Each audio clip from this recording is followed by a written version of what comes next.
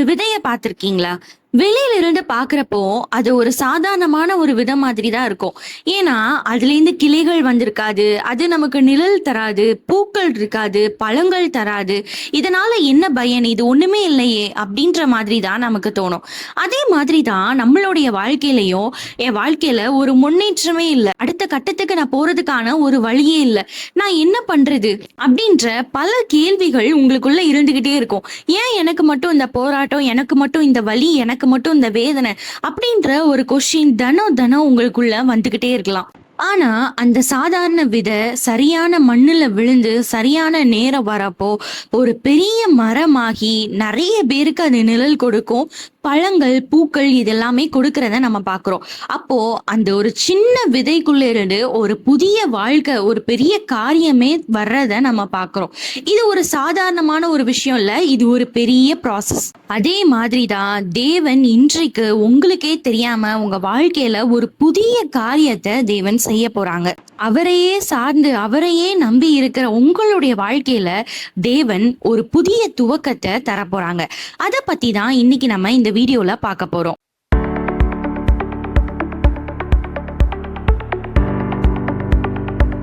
நம்ம ஒரு வசனம் வாசிக்கலாம். ஏசாயா 43 அதிகாரம் 19 வசனம். இதோ நான் புதிய காரியத்தை செய்கிறேன், இப்பொழுதே அது தோன்றும், நீங்கள் அதை அறியீர்களா? நான் வனாந்திரத்திலே வழியையும் அவாந்திர வெளியிலே ஆறுகளையும் உண்டாக்குவேன். இந்த வாக்குத்தத்தத்தை தான் தேவன் இன்றைக்கு உங்களுக்கு கொடுக்கறாங்க. இது எவ்வளவு ஒரு அழகான ஒரு வாக்குத்தத்தம்னு பாருங்களேன். இதுல இதோ நான் புதிய காரியத்தை செய்கிறேன் அப்படின்னு சொல்லி ஆண்டவர் ஃபியூச்சரை பத்தி பேசல, இப்பொழுதே நான் செய்யறேன். இது எவ்வளவு ஒரு அழகான வாக்குத்தத்தம் அப்படின்னு சொல்லி பாருங்களேன். இந்த வசனத்துல தேவன் நான் செய்வேன் அப்படின்னு சொல்லி எதிர்காலத்துல செய்யற மாதிரி ஆண்டவர் சொல்லல. இதோ நான் புதிய காரியத்தை செய்கிறேன் அப்படின்றத ஆண்டவர் சொல்றார். செய்கிறேன், இப்போவே செய்கிறேன், நிகழ்காலத்துல பேசுகிறார் ஆண்டவர். நீங்க நினைக்கலாம், என் வாழ்க்கையில நான் அதற்கான எந்த ஒரு அறிகுறியுமே இல்லையே, நான் அப்படியே தானே இருக்கிறேன் அப்படின்னு சொல்லி நீங்க நினைக்கலாம். ஆனா தேவன் உங்களை உயர்த்துவதற்காக, உங்க வாழ்க்கையில ஒரு புதிய காரியத்தை செய்வதற்காக தேவன் ஆல்ரெடி செயல்பட ஆரம்பிச்சிட்டாங்க. பைபிள்ல கூட நம்ம ஒருத்தங்களை எக்ஸாம்பிளா எடுத்துக்கலாம். யாரு அப்படின்னு பாத்தீங்கன்னா ரூத். அவங்களுடைய வாழ்க்கையை பார்த்தா எல்லாமே முடிஞ்சு போனது போலதான் இருக்கும். கணவனை இழந்தாங்க, அவங்களுக்கு எதிர்காலமே இல்ல, பணம் இல்ல, அவங்களுக்கு நம்பிக்கை இல்ல, பொது இடம், பொது ஜனம், அவங்க மாமியாரை தவிர அவங்களுக்கு வேற யாரையுமே தெரியாது. ஆனா அவங்க ஆண்டவரை நம்புறாங்க. அதனால சாதாரணமா தோன்றின ஒரு நாள்ல தான் அவங்க வயல்ல கதிர் பொறுக்கிறதுக்காக போறாங்க. ரூத்தை பொறுத்த வரைக்கும் அது ஒரு சாதாரணமான நாள் தான். ஆனா தேவனுக்கு அது ஒரு புதிய ஆரம்பத்தின் நாள். ஏன்னா அன்றுதான் போவாஸ் அவளை பாக்குறத நம்ம பாக்குறோம். அதுக்கப்புறம் அவளுடைய வாழ்க்கையே அப்படி மாற ஆரம்பிச்சுது. ரூத்துக்கு இது என்ன இடம், இது என்ன ஊரு, இந்த மனுஷங்க எல்லாருமே எப்படி இருப்பாங்க இந்த ஊர்ல அப்படின்றத பத்தி எதுவுமே தெரியல. ஆனா தேவன் அந்த இடத்துலதான் ரூத்துக்காக ஒரு புதிய காரியத்தை ஆண்டவர் ஆயத்தப்படுத்தி வச்சிருந்தாங்க. அதே மாதிரிதான் ஒருவேளை நீங்களும் இப்போ காத்து கொண்டு இருக்கலாம். என் வாழ்க்கை எப்போதுமே மாறவே இல்லையே, ஒரே மாதிரி தான் இருக்கு, நான் எவ்வளவோ ஆண்டவர்கிட்ட பிரேயர் பண்றேன், நான் போராடுறேன், ஆனாலும் என் வாழ்க்கையில ஒரு முன்னேற்றமே இல்லை, ஆண்டவர்கிட்ட இருந்து எந்த ஒரு பதிலுமே வரலையே அப்படின்னு சொல்லி நீங்க நினைக்கலாம். ஆனா நீங்க இதை மட்டும் நினைவுல வச்சுக்கோங்க, விதை மண்ணுக்குள்ள வேலை செய்வதை வெளியே இருந்து பார்க்க முடியாது, ஆனா அதுக்காக அது வளரவே இல்லை அப்படின்னு சொல்லி நம்ம சொல்ல முடியாது. அதே மாதிரிதான் தேவன் அமைதியாக இருந்து கொண்டு இருக்கிறனால தேவன் என்னுடைய ஜெபத்தை கேட்கவே இல்லை, தேவன் என் வாழ்க்கையில எந்த ஒரு காரியத்தையுமே செய்யவே இல்லை அப்படின்றது கிடையாது. ஆனா தேவன் உங்களுக்கே தெரியாம உங்களுக்காக ஒரு புதிய துவக்கத்தை, ஒரு புதிய காரியத்தை உங்களுக்காக தேவன் ஆயத்தப்படுத்தி கொண்டு இருக்கிறாங்க. அது சரியான நேரம் வரப்போ அந்த நாள்ல தேவன் கண்டிப்பா பிறர் கண்களுக்கு முன்பாக நீங்க உயர்த்தப்பட்ட ஒரு இடத்துல இருந்து நீங்க பிறருக்கு ஆசீர்வாதமாக மாறுவீங்க. அதனால தேவனை நீங்க விசுவாசிங்க. ஒருவேளை இந்த வீடியோவை பார்த்துட்டு இருக்கிற நீங்க இந்த இன்டர்வியூக்காக காத்திருக்கலாம். நான் பல இன்டர்வியூ வந்து அட்டென்ட் பண்றேன், ஆனாலும் எனக்கு ஒரு வேலை கிடைக்கவே இல்லை அப்படின்னு சொல்லி நீங்க நினைக்கலாம். இன்னும் சில பேர் நான் இன்டர்வியூ எப்போ கூப்பிடுவாங்க அப்படின்னு சொல்லி நான் காத்திருக்கேன், ஆனாலும் எனக்கு அதுக்கான ஒரு வாய்ப்பே கிடைக்க மாட்டேங்குது. நான் விசாக்காக காத்திருக்கிறேன், எனக்கு குழந்தை பாக்கியத்துக்காக நான் ரொம்ப நாளா ஆண்டவரிடத்துல ஜெபித்து கொண்டிருக்கிறேன், என்னுடைய திருமணத்துக்காக நான் காத்து கொண்டிருக்கிறேன். இல்லைனா ஒருவேளை நீங்க பல வருஷங்களா ஒரே பிரச்சனையோடு நீங்க போராடி கொண்டிருக்கலாம்.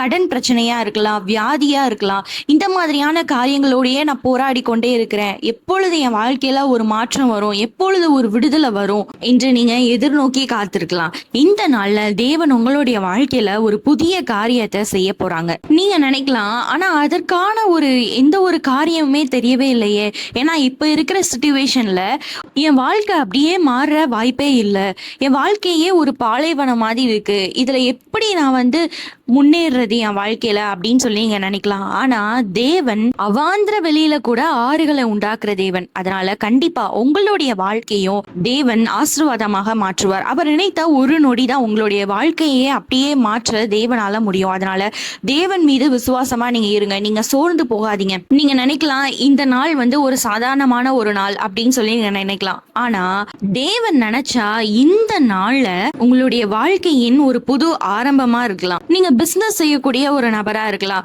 பல தோல்விகளை நீங்க பார்த்து சோர்ந்து போய் இருக்கலாம். நீங்க ஜெபித்து கொண்டு இருக்கலாம், ஆண்டவரே இன்னைக்கு எனக்கு ஏதாவது ஒரு கிளைண்ட் கொடுங்க, இன்னைக்கு யாருமே வரல அப்படின்னா இனி அவ்வளவுதான்ப்பா, இனி நான் வந்து இந்த பிசினஸ் அப்படியே விட்டுருவேன், எனக்கு அடுத்து என்ன பண்றதுன்னு தெரியல அப்படின்னு நீங்க ஆண்டவர் இடத்துல கேட்டுக்கொண்டு இருக்கலாம். ஆனா தேவன் உங்களுடைய வாழ்க்கையில ஒரு புதிய காரியத்தை செய்வாங்க.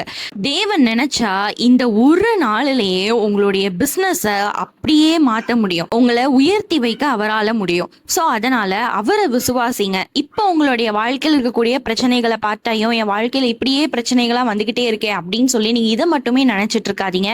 தேவன் இன்றைக்கு உங்களுக்கு வாக்குத்தத்தத்தை கொடுத்திருக்காங்க, நான் புதிய காரியத்தை செய்வேன் அப்படின்ற வாக்குத்தத்தத்தை கொடுத்திருக்காங்க. அப்போ நீங்க அந்த வசனத்தை பிடிச்சுக்கோங்க. அப்பா என்னுடைய வாழ்க்கையில இந்த நாள்ல நீங்க புதிய காரியத்தை செய்ய போறீங்க, அதற்காக நன்றி அப்பா. என்னுடைய வாழ்க்கை இப்போ வனாந்தரமா இருந்தாலும் நீங்க என் வாழ்க்கைய ஆசீர்வாதமாக மாற்ற போறீங்க, அதற்காக நன்றி அப்பா அப்படின்னு சொல்லி இந்த நாள் முழுவதும் தேவனுடைய நாமத்தை நீங்க மகிமைப்படுத்துங்க, தேவனுக்கு நீங்க நன்றிகளை சொல்லுங்க. கண்டிப்பா நிச்சயமா தேவன் இந்த நாள்ல உங்களுடைய வாழ்க்கைய மாற்றுவாங்க. பலருக்கு முன்பாக தேவன் உங்களை ஆசீர்வாதமாக வைப்பாங்க. இப்போ நாம கண்களை மூடி ஜெபிக்கலாம். அன்பும் இரக்கமும் நிறைந்த நல்ல தகப்பனே, அப்பா இந்த நாள்ல இந்த வீடியோவை பார்த்து கொண்டு இருக்கிற ஒவ்வொருத்தங்களையும் இப்படி கருத்துல ஒப்பு கொடுக்குறப்பா. அவங்க ஒவ்வொருத்தங்களுக்குள்ளேயும் பல கேள்விகள் இந்த நாள்ல இருக்கலாம். இன்னைக்கு நான் போற காரியம் வாய்க்குமா, இன்னைக்கு நான் ஒரு இன்டர்வியூ அட்டன் பண்றேன், அந்த வேலை எனக்கு கிடைக்குமா, இன்னைக்கு கடைக்காரங்க எல்லாருமே பணம் கேட்டு என் வாசல்ல வந்து நிப்பாங்களே, நான் உங்களுக்கு எல்லாம் எப்படி பணம் கொடுக்கறது அப்படின்ற மாதிரியான பல கேள்விகள் அவங்களோட இருதயத்துல ஓடிக்கொண்டு இருக்கலாம்ப்பா. ஆனா இந்த நாள்ல நீங்க வாக்குத்தத்தத்தை கொடுத்திருக்கீங்க, நான் புதிய காரியத்தை செய்கிறேன் என்று சொல்லி தகப்பனே, அவங்களுடைய வாழ்க்கையில இந்த நாள்ல நீ புதிய காரியத்தை நீங்க செய்கிறீரே, அதற்காக உமக்கு நன்றி தகப்பனே சப்பா.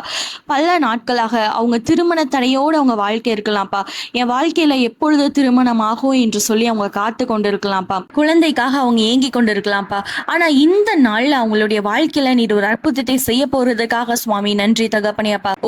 ஒரு புதிய காரியத்தை, ஒரு புதிய துவக்கத்தை அவங்க வாழ்க்கையில நீங்க செய்ய போறதுக்காக நன்றி தகப்பனே. பலவிதமான பிரச்சனைகள் வந்தாலும் தகப்பனே சப்பா, பல சோதனைகள் உங்க வாழ்க்கையில வந்தாலும் உண்மை மட்டுமே சார்ந்து இருக்கக்கூடிய உங்களுடைய பிள்ளைகளை தகப்பனே நீ நோக்கி பார்த்து தகப்பனே இந்த நாள்ல அவங்களை நீங்க ஆசீர்வதிக்கிறதுக்காக நன்றி. அவங்க இந்த நாள்ல தகப்பனே பயப்படக்கூடிய காரியத்தை நீ நன்மையாய் மாற்றி கொடுக்க போறதுக்காய் சுவாமி உமக்கு நன்றி அப்பா. இந்த நாள்ல என்ன ஆகுமோ, எப்படி நடக்குமோ என்று சொல்லி பல தேவைகளை குறித்து அவங்க பயந்து போய் இருக்கலாம்.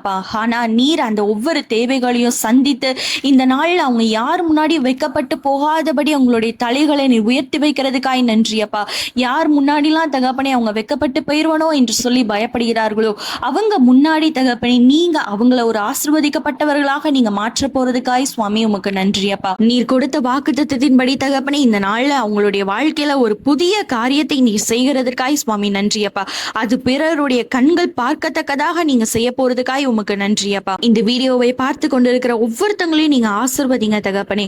இந்த நாள்ல அவங்க கையிட்டு செய்யக்கூடிய வேலைகள் எல்லாத்துலயும் தகப்பனே சப்பா ஆமேன் ஒரு ஆசீர்வாதம் உண்டாவதாக தகப்பனே. அதன் பலனை அவங்களும் உங்களுடைய குடும்பங்களும் தகப்பனே அனுபவிக்க நீங்க கிருபை செய்ய போறதுக்காய் உமக்கு நன்றி அப்பா. இயேசுவின் நாமத்தில் ஜெபிக்கிறோம் ஜீவனுள்ள நல்ல பிதாவே, ஆமேன். இந்த ஒரு விஷயத்த மட்டும் நீங்க மறந்துடாதீங்க. உங்க கண்களுக்கு எதுவுமே தெரியல, அதாவது என் வாழ்க்கையில ஒரு முன்னேற்றமே இல்லை, ஆண்டவர் என் ஜெபத்தை கேட்காத மாதிரியே இருக்குது அப்படின்னு சொல்லி மட்டும் நீங்க சோர்ந்து போகாதீங்க. ஏன் அப்படின்னா விதை மண்ணுக்குள்ள மறைந்திருக்கும், அதுக்காக அது எந்த ஒரு ப்ராசஸ்மே பண்ணல அப்படின்னு சொல்லி கிடையாது. அதே மாதிரிதான் உங்களுடைய ஆசீர்வாதமோ தேவனுடைய கரத்துல இருக்குது. அவர் ஏற்ற வேலை வரப்போ அது நிச்சயமாக உங்களுக்கு தருவாங்க. இன்றைக்கு தேவன் நமக்கு கொடுத்த வாக்குத்தத்தின்படி இதோ நான் புதிய காரியத்தை செய்கிறேன், நிச்சயமாக தேவன் உங்களை ஆசிர்வதிப்பார். இந்த வீடியோ உங்களுக்கு ரொம்ப பிரயோஜனமா இருந்துச்சு அப்படின்னு சொல்லி சொன்னா கண்டிப்பா இதை நீங்க மத்தவங்களுக்கும் ஷேர் பண்ணுங்க. எங்களுக்கு நீங்க கமெண்ட்ஸ்லயும் நீங்க தெரியப்படுத்துங்க. இப்பதான் எங்க சேனல் நீங்க புதுசா பாக்குறீங்க அப்படின்னு சொல்லி சொன்னா கண்டிப்பா மறக்காம நீங்க சப்ஸ்கிரைப் பண்ணிக்கோங்க, லைக் பண்ணுங்க. இந்த நாள் முழுவதும் தேவன் உங்களோடு கூட இருந்து உங்களை வழி நடத்துவாராக. God bless you.